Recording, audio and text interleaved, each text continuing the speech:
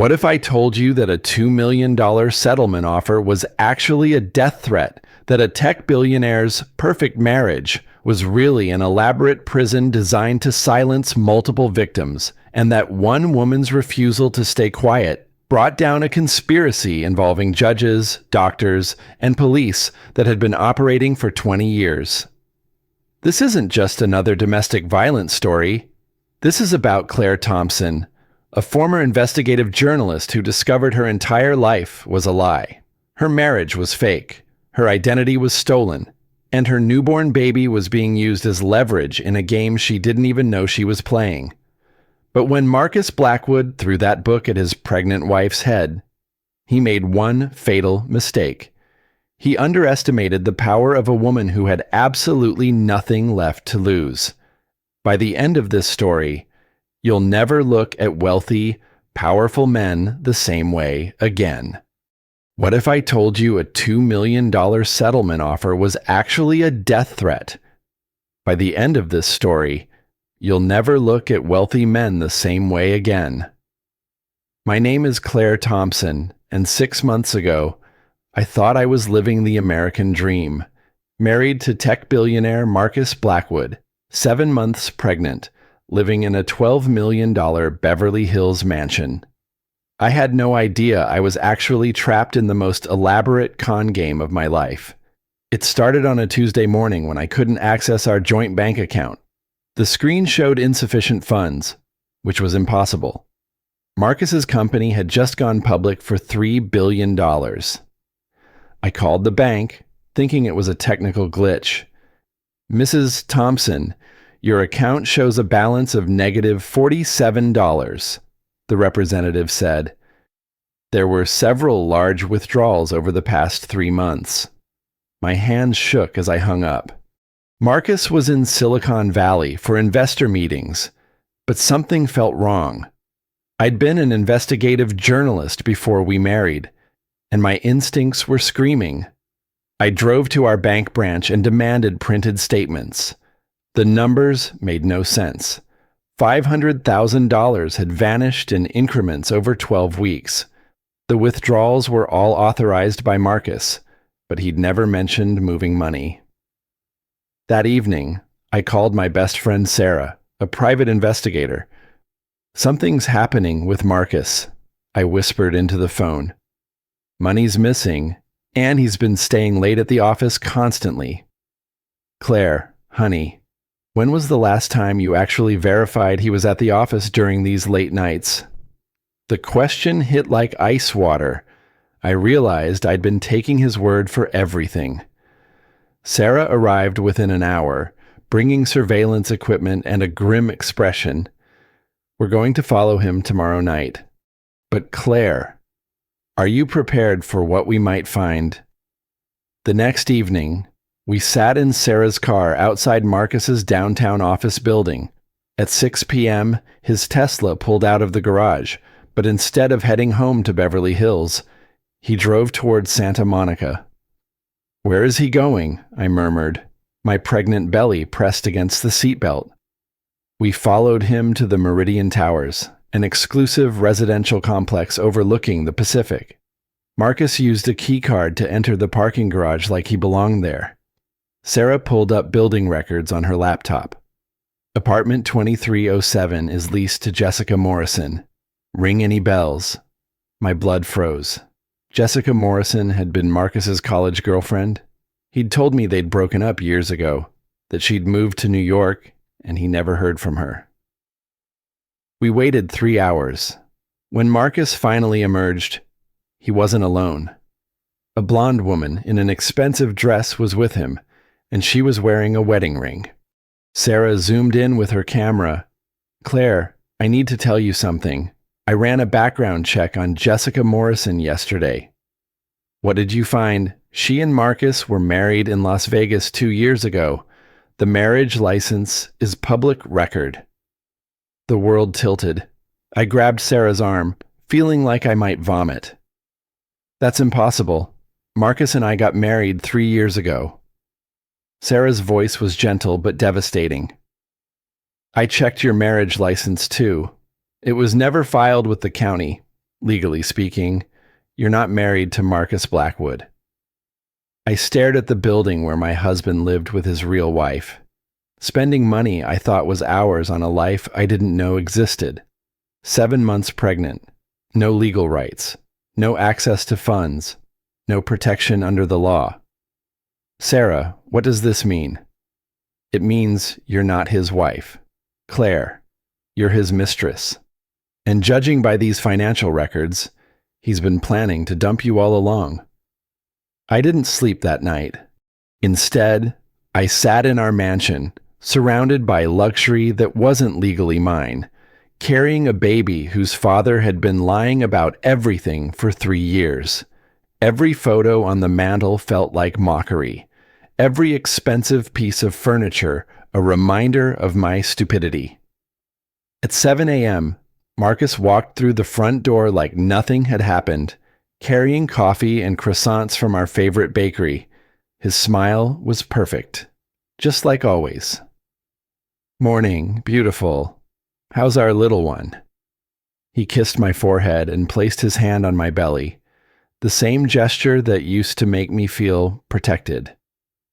"Marcus, we need to talk." Something in my tone made him pause. His businessman's instincts kicked in immediately. "What's wrong? Is everything okay with the baby?" I placed the bank statements on the kitchen counter between us. $500,000. "Marcus, where did it go?"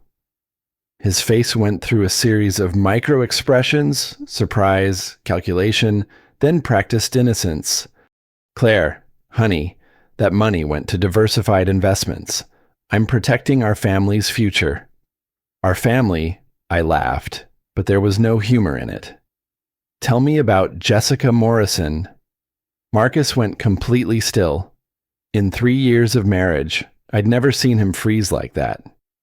His coffee cup trembled slightly in his hand. "Jessica is ancient history. Why are you bringing her up?" "Because you're married to her. Marcus, you've been married to her for 2 years, while you've been playing house with me." The mask slipped. For just a moment, I saw something cold and calculating in his eyes that I'd never noticed before.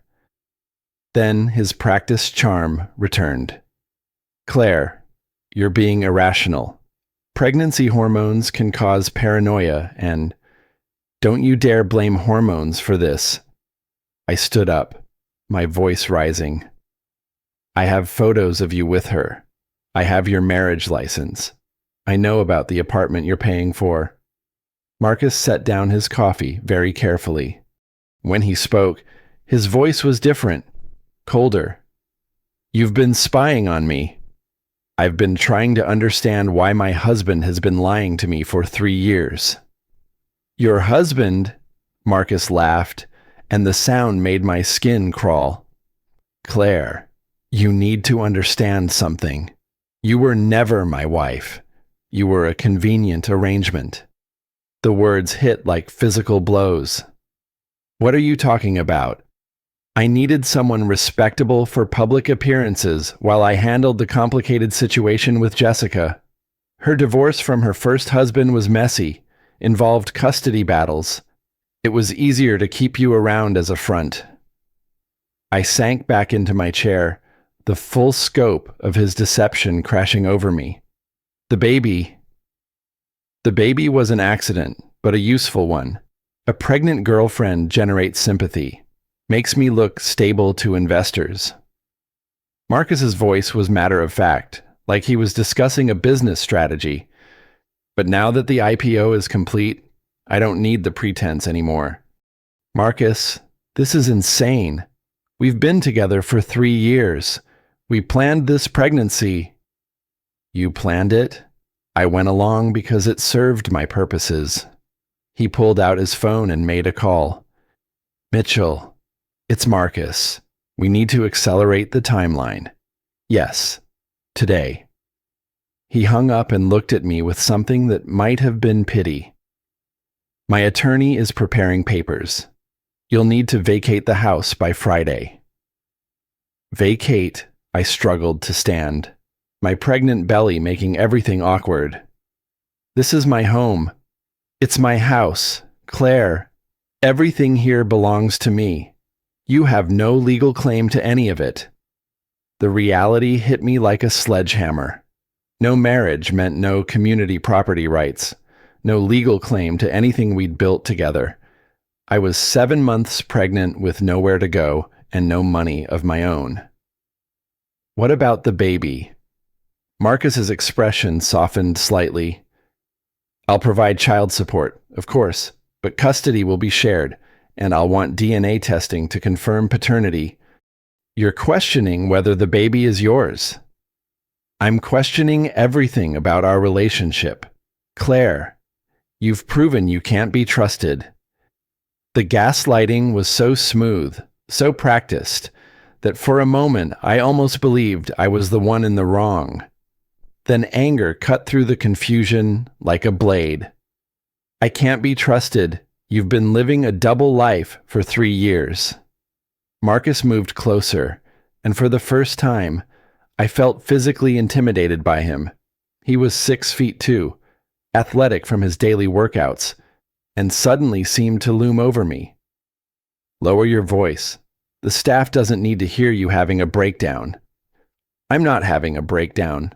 I'm having a normal reaction to discovering my entire life is a lie. Your life is what I made it. This house, your clothes, your car, your comfortable lifestyle, all of it comes from me. And now it's time for you to return to whatever you were before I found you. I called Sarah from the mansion's guest bathroom, whispering frantically into my phone while Marcus showered. He's kicking me out. Sarah, I have nothing. No money. No legal rights. Nowhere to go. Slow down. I'm coming over with my lawyer friend, David Chen. He specializes in family law. David arrived within 2 hours, a sharp-dressed Asian American attorney who listened to my story with growing anger. This is one of the most calculated deceptions I've ever seen, he said, reviewing the documents I'd gathered. But I have no legal recourse, right? We were never actually married. David smiled grimly. Actually, you might. California recognizes common law marriages under specific circumstances. You've been living together for 3 years, presenting yourselves publicly as married, filing joint tax returns. There's a case here. For the first time in 24 hours, I felt a spark of hope. What does that mean? It means we can argue for common law marriage rights, temporary spousal support, shared property claims, and most importantly, we can freeze his assets until the court decides. Sarah leaned forward. How fast can you make that happen? I can file for an emergency injunction this afternoon.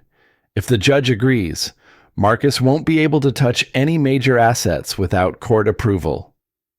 That evening, a sheriff's deputy served Marcus with legal papers while he was having dinner. I watched from the top of the stairs as he read the documents, his face cycling through disbelief, rage, and what looked like genuine fear. He found me in the nursery I'd been decorating for our daughter. What the hell do you think you're doing? Fighting back. I continued folding tiny pink clothes, my hands steadier than they'd been all day. You want to play legal games? Let's play. Claire, you're making a mistake. I have resources you can't imagine. And I have 3 years of evidence that we were married in everything but paperwork. Joint bank accounts, shared credit cards, tax returns filed as married filing jointly. Your own company's press releases refer to me as your wife. Marcus's phone rang. He stepped into the hallway to take the call, but I could hear every word through the thin walls. What do you mean, frozen all of it? That's impossible. A long pause. Find out who her attorney is. I don't care what it costs. When he returned to the nursery, his composure was cracking. You have no idea what you're dealing with, Claire. Enlighten me. This isn't just about money. There are people involved who don't like complications. Something in his tone made me look up from the baby clothes. What kind of people? The kind who've invested serious money in my company based on my public image. The kind who expect certain things to stay buried. What things?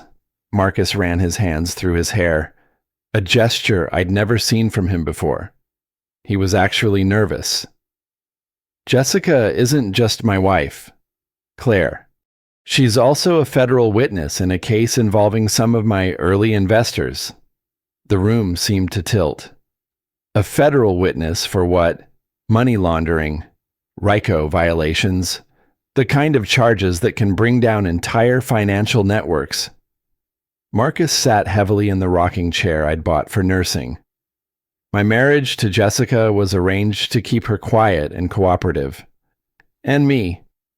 You were supposed to be temporary cover, a respectable girlfriend to deflect attention while we managed the Jessica situation, but then you got pregnant, and suddenly you became a liability. I stared at him, finally understanding the scope of what I'd stumbled into. How many other people know about this? Enough that if this information becomes public, people will die. Claire, including Jessica, including possibly you and the baby. Are you threatening me? Marcus looked genuinely anguished. I'm trying to protect you. These people don't leave loose ends. For a moment, I almost believed him. Almost felt sorry for him. Then I remembered the look in his eyes when he'd called me a convenient arrangement. If you were trying to protect me, you wouldn't have lied for 3 years. I lied to protect you from exactly what's happening now. My phone buzzed with a text from David Chen. Emergency hearing granted for tomorrow morning. Judge Patricia Williams, 9 a.m. This is good news. Marcus saw me reading the message. Claire, please, withdraw the petition. Take a settlement. Somewhere far from here. Start fresh with the baby.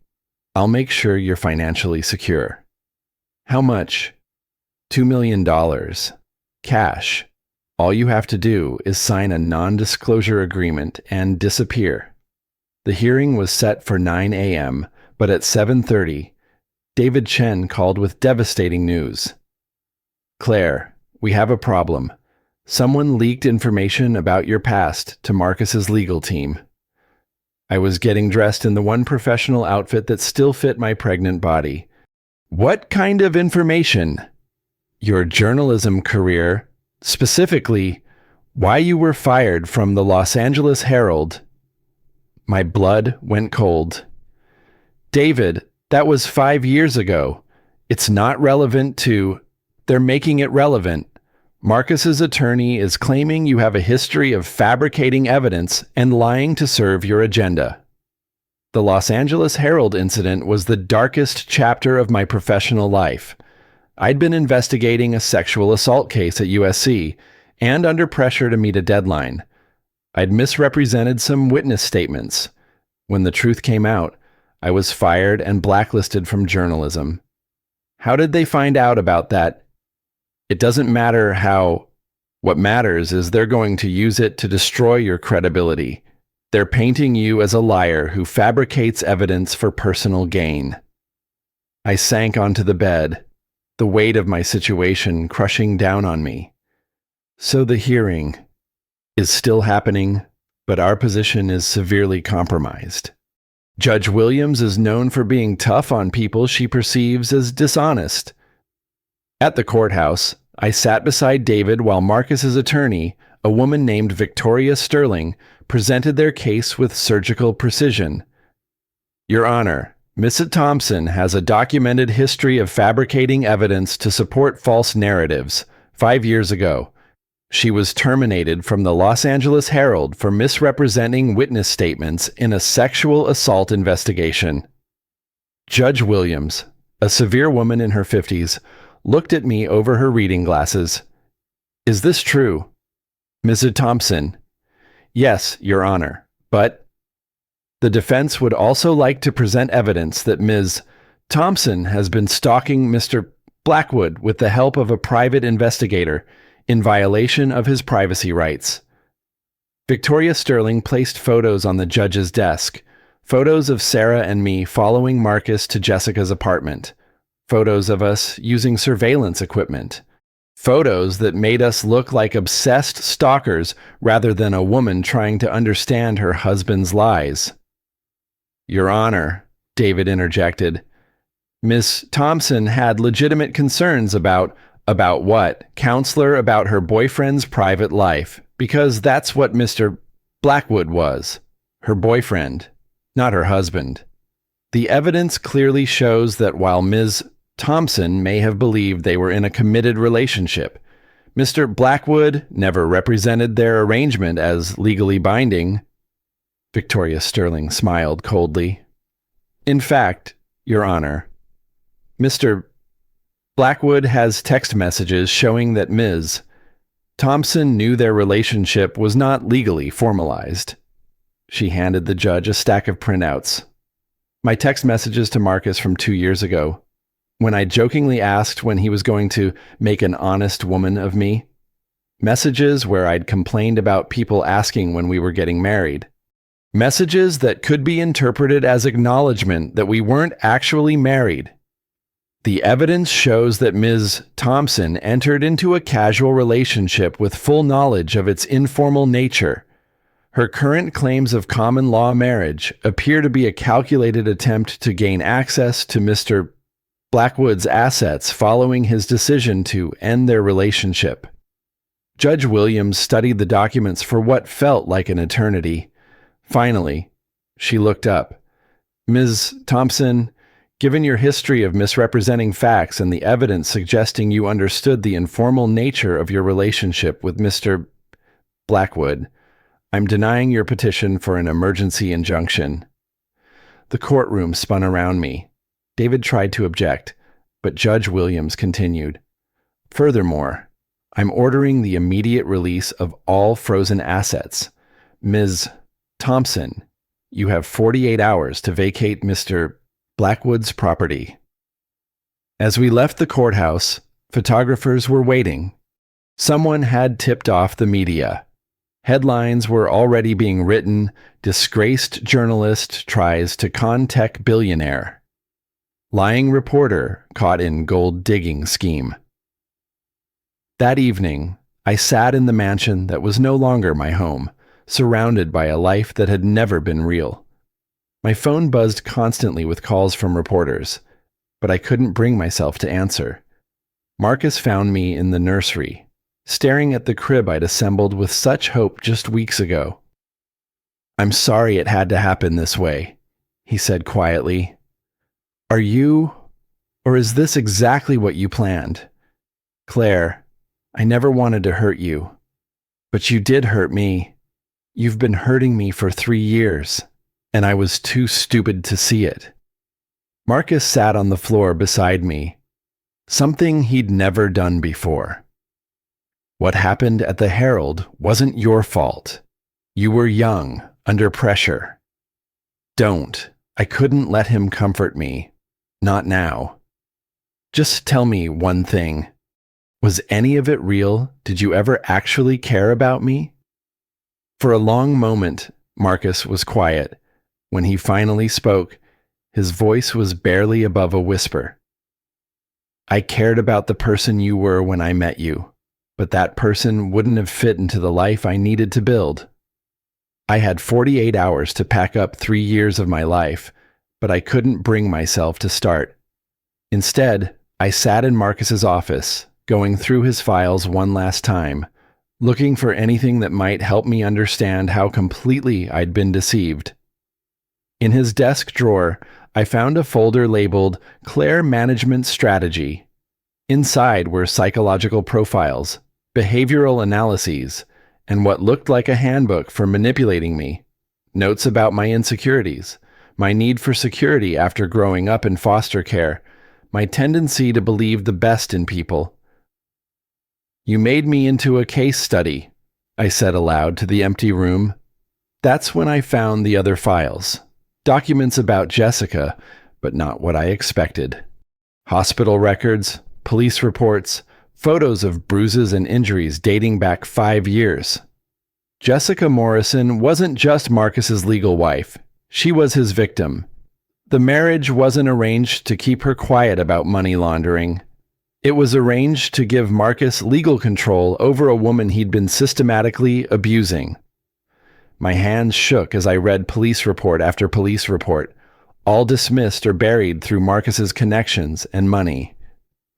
Jessica had tried to leave him multiple times, but each time, she'd been pulled back into his orbit through threats, financial manipulation, or worse. The apartment in Santa Monica wasn't a love nest. It was a prison. I was reading a restraining order that had mysteriously vanished from court records when Marcus walked into his office. "Claire, what are you doing?" I held up Jessica's medical records. "Protecting another woman from you." Marcus's face went white when he saw the documents in my hands. "You don't understand what you're looking at." "I understand perfectly. Jessica isn't your wife by choice.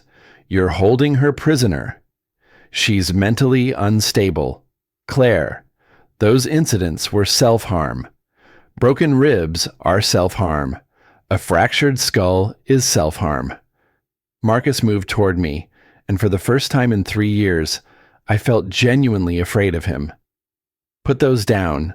Those files are confidential."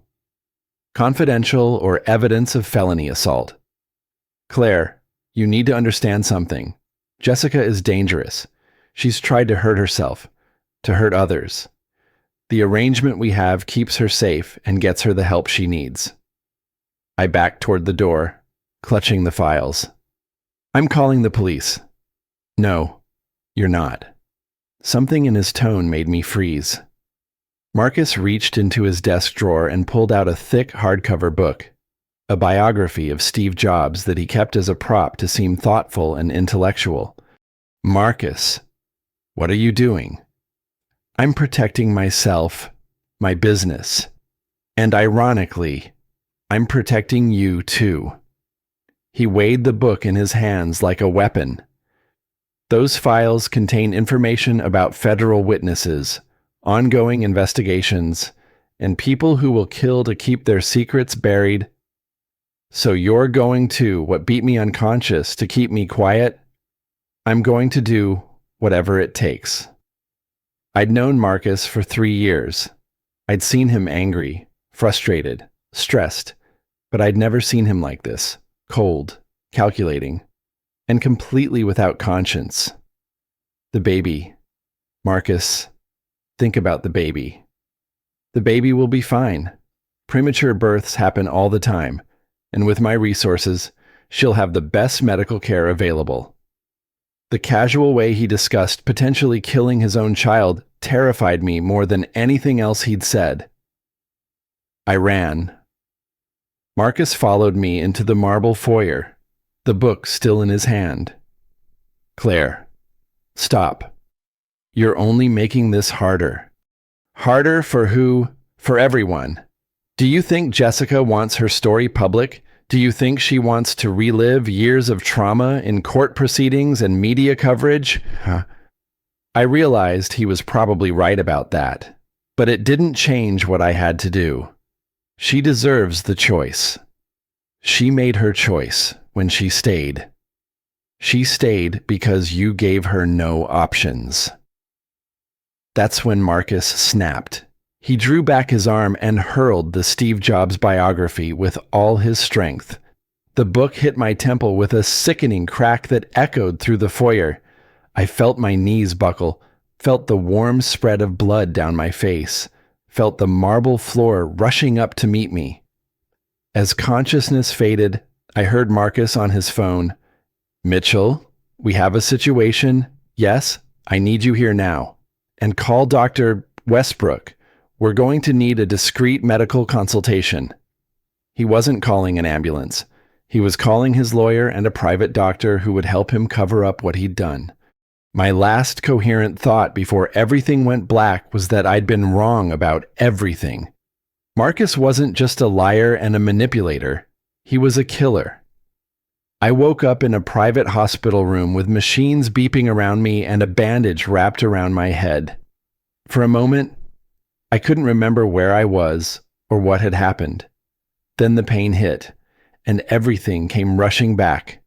Marcus throwing the book, the crack of impact, the blood. "You're awake." A woman in scrubs smiled at me from beside my bed. "I'm Dr. Patricia Westbrook. You've had a serious head injury, but the baby appears to be fine." Something about her tone felt wrong, too casual, too rehearsed. "How long have I been unconscious?" "About 18 hours. Your husband has been very worried." My husband, even in my injured state. The lie grated against me. "Where is he?" "He stepped out to handle some business matters, but he'll be back shortly." Dr. Westbrook checked my IV line. "Mrs. Blackwood, I need to ask you some questions about what happened." "Mrs. Blackwood." She was using Marcus's name, even though we'd never been legally married. "What did he tell you?" "That you fell down the stairs during a dizzy spell. Pregnancy can cause balance issues, especially in the 3rd trimester." I tried to sit up, but the room spun violently. "I didn't fall downstairs." Marcus threw a book at my head. Dr. Westbrook's expression didn't change. "Head injuries can cause confusion and false memories. It's very common for patients to misremember traumatic events." "I'm not confused. Marcus assaulted me." "Mrs. Blackwood, your husband is very concerned about you. He mentioned that you've been under a lot of stress lately, making some unusual accusations." I realized what was happening. Marcus had gotten to the doctor first, primed her with his version of events, and now she was gaslighting me, just like he had been. "I want to speak to a different doctor. I'm the head of neurology here. Mrs. Blackwood, you're receiving the best possible care. I want to call my friend Sarah. I'm afraid visitors are restricted while you recover. Doctor's orders."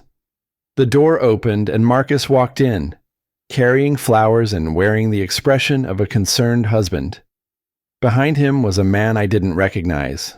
Tall, expensive suit, predatory smile. "Sweetheart, thank God you're awake." Marcus kissed my forehead, and I wanted to recoil but couldn't find the energy. "This is my attorney, Mitchell Stevens." Mitchell stepped forward with practiced sympathy. "Mrs. Blackwood, I'm so sorry about your accident." Marcus has been beside himself with worry. "It wasn't an accident." Marcus exchanged a meaningful look with Dr. Westbrook. "Claire, honey, you hit your head pretty hard." Dr. Westbrook explained that confusion is normal. "I'm not confused, Marcus. You threw a book at my head because I found evidence of what you've been doing to Jessica." Mitchell frowned. "Mrs. Blackwood, who is Jessica?"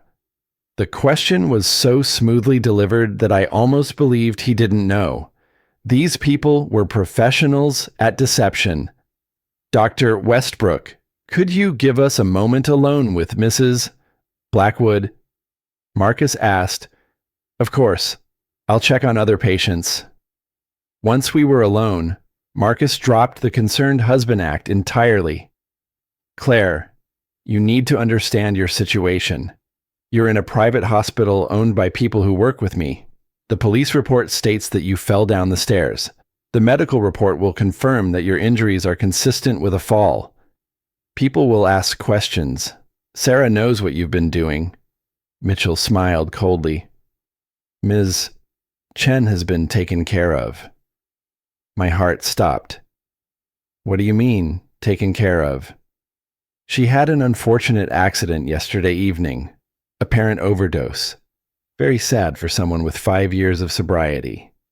The room started spinning again, but this time it wasn't from my head injury.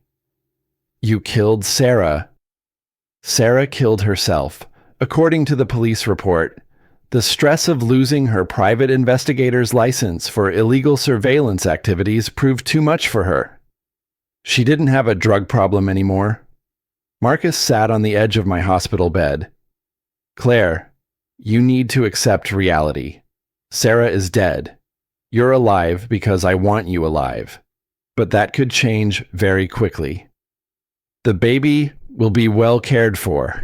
In fact, that's what we're here to discuss. Mitchell opened his briefcase and pulled out legal documents. Mrs. Blackwood, given your recent head injury and history of mental instability, we think it's best if custody of your daughter is transferred to more suitable guardians. Mental instability, your job termination for fabricating evidence, your stalking behavior, your violent outburst that led to your fall. Marcus ticked off points on his fingers. Dr. Westbrook will be happy to testify that your injuries are consistent with self-harm. Self-harm, I'm 7 months pregnant. Pregnant women experiencing psychotic breaks have been known to engage in extremely dangerous behavior. I stared at them, finally understanding the full scope of their plan. You're going to steal my baby. We're going to ensure she grows up in a stable environment with proper resources. Mitchell slid the documents closer to me. If you sign these papers, you'll receive excellent psychiatric care at a private facility. Very comfortable, very discreet. Your daughter will be raised by loving guardians, Marcus and his wife, Jessica. Jessica is your victim, not your willing partner. Jessica is your daughter's stepmother. She's very much looking forward to raising the child. The cruelty of it was breathtaking. Force Jessica to raise the baby of the man who'd been abusing her, while I disappeared into a psychiatric facility that was probably more prison than hospital. I won't sign. Marcus's mask slipped completely. Then you'll die in this hospital bed. Claire, complications from your head injury, very tragic. But these things happen. Dr. Westbrook returned with a syringe. Time for your medication, Mrs. Blackwood. What medication? Something to help with your agitation. I tried to fight, but I was still weak from the head trauma. The needle slid into my IV port, and within seconds, the room started fading around the edges. Sweet dreams, Claire, Marcus whispered as consciousness slipped away. When you wake up, if you wake up, you'll be a completely different person. I woke up in a different room, not a hospital room, something that looked more like a hotel, but with bars on the windows and locks on the outside of the door. A woman in nursing scrubs sat beside my bed, reading a magazine. When she saw I was awake, she smiled pleasantly. Good morning, Claire. I'm Nurse Patricia. How are you feeling? My head was clearer than it had been in the hospital, but something felt wrong with my body. I looked down and gasped. My pregnant belly was gone. Where's my baby? What happened to my baby? Nurse Patricia's smile never wavered. You had your baby yesterday. A beautiful little girl. She's being well cared for. Yesterday. How long have I been unconscious? About a week. You had some complications during delivery, but everything worked out fine. I tried to sit up, but restraints around my wrists stopped me. Why am I tied down? For your own safety, you were quite agitated when you first arrived. Arrived where? Serenity Hills Treatment Center. You're here for psychiatric evaluation and treatment. The name sounded familiar, but I couldn't place it. I want to see my daughter. That's not possible right now. You need to focus on your recovery. I tested the restraints, but they were too tight to slip out of. I demand to speak to a lawyer. Claire, you're here under emergency psychiatric hold. Legal representation isn't available until you've been stabilized. Over the next few days, I began to piece together what had happened. I was being held in a private psychiatric facility that specialized in difficult cases. The staff was friendly, but evasive. My requests to contact anyone from my previous life were denied for therapeutic reasons. Dr. Richard Kenton, the facility director, visited me on my 4th day there. He was a thin man with kind eyes and a voice that suggested he genuinely cared about my well-being. Claire, I know this is confusing and frightening, but you're here because people care about you. People like Marcus Blackwood. Your ex-partner is concerned about your mental health, yes? The trauma you experienced has caused some breaks from reality. What trauma? Dr. Kenton consulted his notes. The loss of your baby during childbirth. The guilt you're experiencing has manifested as elaborate conspiracy theories involving Mr. Blackwood. Loss of my baby. You just told me she was fine. Claire, your daughter was stillborn. The shock caused a complete psychological breakdown. You've been creating false memories to cope with the grief. The room started spinning. That's not true. She was alive. I felt her moving. I know it feels real to you, but your mind is protecting itself from an unbearable truth. Dr. Kenton showed me a death certificate with my daughter's name, Emma Claire Thompson, stillborn due to complications from maternal head trauma. No. I shook my head violently. This is fake. Marcus is lying to you. Claire, Marcus Blackwood has no connection to your treatment here. Your mother signed the commitment papers. My mother is dead. Dr. Kenton looked confused and consulted his file again. Your mother, Patricia Thompson, was very concerned when you started making threats against Mr. Blackwood. She felt you were becoming dangerous to yourself and others. I don't have a mother named Patricia Thompson. I grew up in foster care. Claire, that's another false memory. You've been creating an entirely fictional backstory to avoid dealing with your grief and mental illness. I stared at him, realizing the scope of what Marcus had constructed: false documents, fake medical records, even a fake mother to authorize my imprisonment.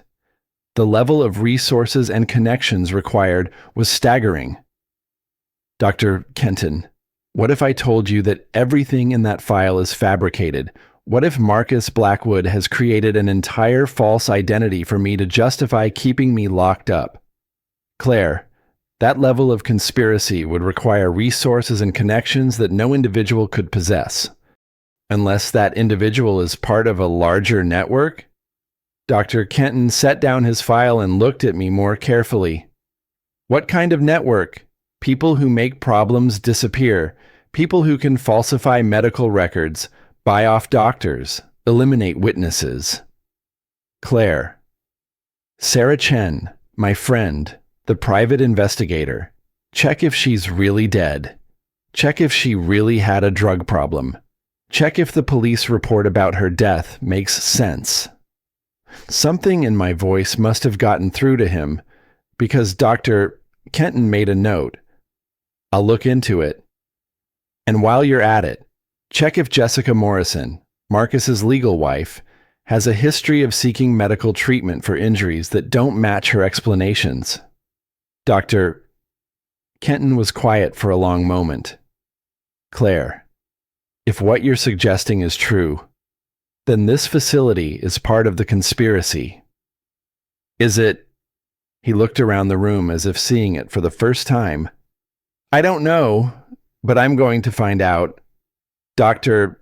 Kenton returned 3 days later with a very different expression. Gone was the kindly psychiatrist who'd been treating me for delusions. In his place was a man who looked frightened and angry. Claire, we need to talk, and we need to be very careful about how we do it. He checked the room carefully, then pulled a small device from his pocket that emitted a soft electronic hum. White noise generator. It should mask our conversation from any listening devices. You found something. I found everything. Sarah Chen's death makes no sense. She was found with pure heroin in her system, but she had no track marks, no history of IV drug use. The police closed the investigation within 24 hours. My heart sank, even though I'd expected it. She was murdered. Almost certainly. And Jessica Morrison has been treated at 4 different emergency rooms over the past 2 years. Broken bones, concussions, internal injuries. Each time, she claimed it was an accident. "What about my baby, doctor?" Kenton's expression grew grim. "There's no death certificate for Emma Thompson in any California database, but there is a birth certificate for Emma Blackwood, born to Jessica Morrison and Marcus Blackwood." The room tilted. "They stole my baby and gave her to Jessica." It gets worse. This facility, Serenity Hills, is owned by a shell company that traces back to Blackwood Holdings. Marcus Blackwood is literally paying for your imprisonment. "So what do? We get you out of here tonight." Dr. Kenton explained his plan. He'd been documenting everything he'd discovered, and he had contacts in law enforcement who specialized in complex conspiracy cases. But first, we needed evidence that would stick in court. "I'm going to give you a phone. You're going to call Marcus and get him to admit what he's done. He'll never confess over the phone. He will if he thinks you're about to expose the entire network." At midnight, Dr. Kenton returned with civilian clothes and a recording device. Remember, the goal is to get him to reveal as much as possible about the conspiracy: names, methods, other victims. My hands shook as I dialed Marcus's number. He answered on the first ring. "Claire. Hello. Marcus. Jesus. Where are you? How did you get a phone? I'm calling to make you an offer." "What kind of offer?" "The kind where I don't destroy your entire operation." There was a long pause. "What do you want?" "I want my daughter back, and I want you to leave Jessica alone." Marcus laughed, but there was no humor in it. "Claire, you're in no position to make demands. I have evidence: Marcus, names, dates, financial records. I know about the network." "What network?" "The one that's been covering up your crimes for years. The judges you've bought. The police chiefs on your payroll.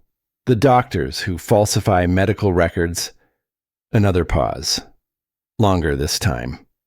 "Even if that were true, who would you tell you're a mental patient with a history of fabricating evidence?" "I'd tell Detective Maria Santos with the FBI's Organized Crime Task Force. She's very interested in corruption cases involving wealthy defendants." I was making up the name, but Marcus's sharp intake of breath told me I'd hit close to home. "How do you know about Santos?" "Because she's been investigating you for months, Marcus." Sarah Chen wasn't just a private investigator. She was feeding information to a federal task force. "That's impossible." "Is it? How do you think they found out about Judge Williams taking money to dismiss cases? How do you think they connected Dr. Westbrook to the falsified medical records?" Marcus was quiet for almost a minute. When he spoke again, his voice was different, desperate. "Claire, you don't understand what you're dealing with. This isn't just about me. There are people involved who will kill anyone who threatens the network. People like who? Federal judges, police commissioners, district attorneys. People who've been taking money for 20 years to make problems disappear. And you're all going down together. We're all going down together, including you, including Emma." The threat to my daughter sent ice through my veins. "If you hurt her, I don't want to hurt her. But if this network collapses, a lot of powerful people are going to be very motivated to eliminate witnesses." Then let's make a deal. What kind of deal? You give me Emma and evidence of what you've done to Jessica. I'll disappear with my daughter, and your secrets stay buried. Marcus was quiet for a long moment. And if I refuse, then tomorrow morning, every major news network gets a package containing everything I know about your operation. Photos, documents, recorded conversations, financial records. You're bluffing. Try me. Dr. Kenton was giving me thumbs up from across the room. We'd gotten everything we needed. Marcus, you have 6 hours to decide. If I don't hear from you by dawn, the story goes public. I hung up and looked at Dr. Kenton. Did we get enough? We got enough to bring down a network that's been operating for decades. But as we prepared to leave the facility, neither of us realized that Marcus had one final desperate card to play. We left Serenity Hills at 3 a.m., driving through empty Los Angeles streets toward the FBI field office downtown. Dr. Kenton had contacted Detective Maria Santos, who, it turned out, actually existed and had indeed been investigating corruption in the California justice system. She's been trying to build a case against this network for 2 years, Dr. Kenton explained as we drove. Your story provides the missing pieces. At the FBI building, Detective Santos was waiting with a team of federal agents. She was younger than I'd expected, maybe mid-30s, with intelligent eyes and the demeanor of someone who'd seen too much corruption to be surprised by anything. Ms. Thompson, we've been hoping someone would come forward with inside information about the Blackwood Network. You know about it. We know about pieces of it, judges receiving payments, police reports being altered, medical records being falsified, but we've never had a victim willing to testify about the full scope of the operation. I spent 4 hours telling my story while agents recorded everything. By the time I finished, Detective Santos was shaking her head in amazement. This is the most comprehensive conspiracy we've ever uncovered. Multiple federal crimes, dozens of co-conspirators, evidence of murder. What happens now? Now we execute arrest warrants. We've been preparing for this moment for months. At 7 a.m., coordinated raids began across Los Angeles. Marcus was arrested at his Beverly Hills mansion. Dr. Westbrook was taken into custody at the private hospital. Judge Williams was arrested in her chambers. Mitchell Stevens was arrested at his law firm. The news broke within hours. Federal Task Force arrests 23 in massive corruption scandal. Tech billionaire led network that silenced abuse victims. Judges, doctors, lawyers charged in RICO case. But the most important arrest happened at the Santa Monica apartment building where Jessica Morrison lived under Marcus's control. When federal agents knocked on her door, Jessica initially refused to open it, but when Detective Santos explained that Marcus was in custody and couldn't hurt her anymore, Jessica broke down completely. I've been waiting 3 years for someone to come, she sobbed as agents helped her pack her belongings. I tried to leave so many times, but he always found me.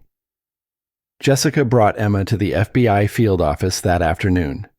My daughter was 8 weeks old, healthy and beautiful, and when I held her for the first time, she opened her eyes and looked directly at me. She's been asking for her real mother, Jessica said quietly. I know she's not mine. Thank you for protecting her. I couldn't save myself, but I could keep her safe until you came back. The trials began 6 months later. Marcus pled guilty to racketeering, conspiracy, assault, kidnapping, and murder. In exchange for cooperation, he received 25 years instead of life without parole. Judge Williams received 15 years for taking bribes to dismiss cases. Dr. Westbrook lost her medical license and received 10 years for falsifying records and participating in medical kidnapping. But the most satisfying conviction was Mitchell Stevens. Marcus's attorney, who received 30 years for orchestrating Sarah's murder. Jessica testified against all of them, her voice strong and clear as she described years of systematic abuse and intimidation. "They made me believe I was worthless," she said during her victim impact statement, "but Claire showed me that speaking the truth is the most powerful thing we can do." The network had operated for 20 years, silencing dozens of women and covering up countless crimes. Our case brought it all crashing down. Marcus's assets were seized and distributed to victims. Jessica received enough money to start a new life wherever she wanted. I used my settlement to start a nonprofit organization helping other women escape similar situations. Emma is 3 years old now, happy and healthy, with no memory of the first few months of her life. She calls Jessica Aunt Jessie, and they have video calls every week. Sometimes people ask me if I'm angry about the 3 years I lost to Marcus's lies, the trauma Emma experienced, the murder of my best friend Sarah. But here's what I've learned. Anger is just another form of prison. The truth sets you free, but only if you're brave enough to speak it. 3 years after the arrests, I stood in a Los Angeles courtroom watching Marcus Blackwood receive his final sentence. He looked older, grayer, diminished by years in federal prison awaiting trial. Gone was the confident billionaire who had once controlled every aspect of my life. "Mr. Blackwood," Judge Harold Martinez said, "you orchestrated one of the most elaborate criminal conspiracies in California history.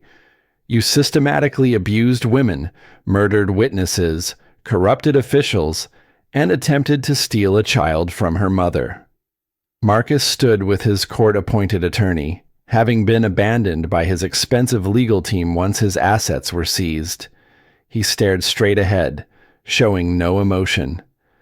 "Your actions destroyed lives, undermined the justice system, and created a network of corruption that operated for 2 decades. This court sentences you to life in federal prison without the possibility of parole." The gavel fell with finality. Marcus would never be free again. Outside the courthouse, Jessica and I faced a crowd of reporters. Over the past 3 years, our story had become a symbol of women fighting back against powerful men who thought they were untouchable. "Mr. Thompson, how does it feel to see justice finally served?" a reporter called out. "It feels like the end of one chapter and the beginning of another," I replied. "For too long, women have been told that wealthy, powerful men can't be held accountable. Today proves that's not true." Jessica stepped forward. "I want other women to know that no matter how hopeless your situation feels, there's always a way out. It took courage to speak up, but that courage saved my life and gave Emma her mother back." That evening, Emma and I had dinner with Jessica at a quiet restaurant in Santa Monica. Emma, now 3 years old, was telling Jessica about her day at preschool while drawing pictures with crayons. "Aunt Jessie, I drawed you a house with flowers," Emma announced, holding up her artwork. "It's beautiful, sweetie. Is this where you want me to live? Right next to us, so we can have dinner every day?" Jessica smiled, but I could see the sadness in her eyes. She'd moved to Portland after the trials, needing distance from Los Angeles and all its painful memories. She visited every few months, but Emma missed her. "We'll always be family," Jessica told Emma, "even when I'm far away." After Emma fell asleep, Jessica and I sat on my apartment balcony, looking out over the city where our nightmare had begun and ended. "Do you ever wonder what would have happened if you hadn't found those files in Marcus's office?" Jessica asked. "Every day. But I also think about what would have happened if I hadn't fought back. You'd still be trapped. Emma would be growing up thinking abuse was normal, and Marcus would be destroying other women's lives." Sometimes I feel guilty that you went through all that trauma because of my situation. Jessica, you were a victim, not a co-conspirator.